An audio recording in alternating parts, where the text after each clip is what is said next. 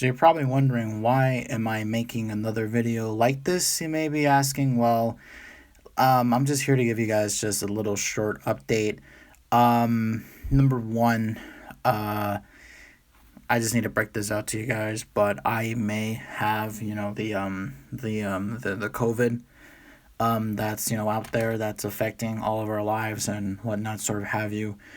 And I don't know if you can tell that my voice seems a little bit, I don't know, rough. I mean, I've been trying to take so many pills, which it's just not a good idea. But haven't gotten tested yet for the whole thing. But in the meantime, the Spidey Cup series will be put on a hiatus until further notice.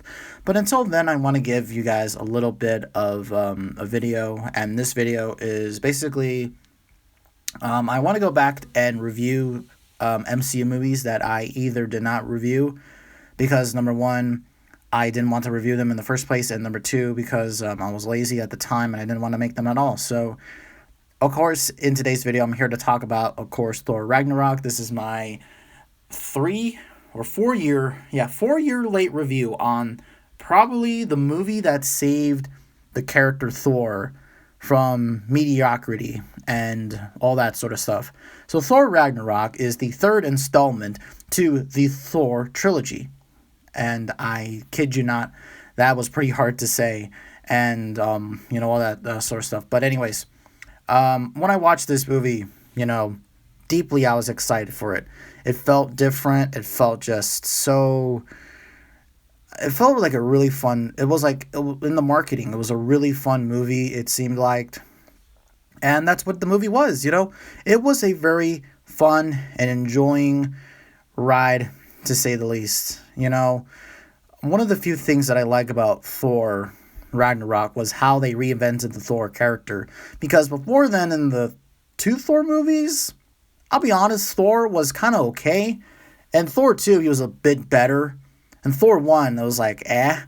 But like in the Avengers movies and in Avengers, 2012's The Avengers and Avengers of Age of Ultron, Thor was probably one of the best characters in that movie. And I like it how they carry that into this movie, and all that sort of stuff. And I like it how they abandoned the characters from the first two Thor movies and completely sort of abandoned them. Well, Kat Dennings as Darcy is actually in WandaVision right now, and Jane Foster or Natalie Portman is going to come back as Lady Thor. But you get the point. Like, they had new characters, but they did keep like Loki, Odin, all that sort of stuff. But they had new characters and returning characters as well. I like what they did with Hulk, and it's kind of sad now because Hulk is not what he was in Thor Ragnarok. That's the thing that really sucks, that Hulk is now kind of like, I don't want to say he's like terrible. He was terrible in Avengers Endgame. I actually thought he was I thought he was good in that movie, but here he was just, I really loved the version of Hulk they gave us here. And besides, the plot overall, the main part of the main movie is just Thor is stuck on a trash planet and has to, basically escape. And then you got Hela and all that sort of stuff. All the stuff on Asgard, which, I have to admit, the scenes on Asgard really did not... I didn't really love the scenes on Asgard, like in the previous Thor movies and, all that sort of stuff, because it seemed Asgard was pretty boring-ish, I guess you could say. I don't know, but, I'm kind of not glad that it got destroyed, of course, when the movie, of course, ends, and all that sort of stuff. But, guys, if you have not seen Thor Ragnarok yet, I highly recommend you watch it. I guess you have to watch, the previous Thor movies to understand Thor's story, but I guess you can go into the story knowing that, hey, it's a movie about Thor, he's on a trash planet, it's a fun ride, he's with another Avenger Hulk, and it's just a good, all fun ride.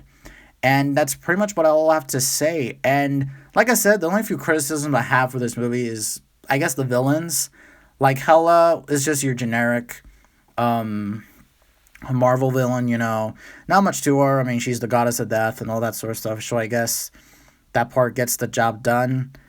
And I also have to talk about, I guess, Executioner or Scourge. Because the weird thing is that I loved him in the Avengers Earth's Mightiest Hero cartoon, because in that cartoon, Like, he didn't really talk at all. He was intimidating though, but here he was kind of like, I mean, I wish he was just at least intimidating enough to Thor at least, but I mean, I don't know what can he do.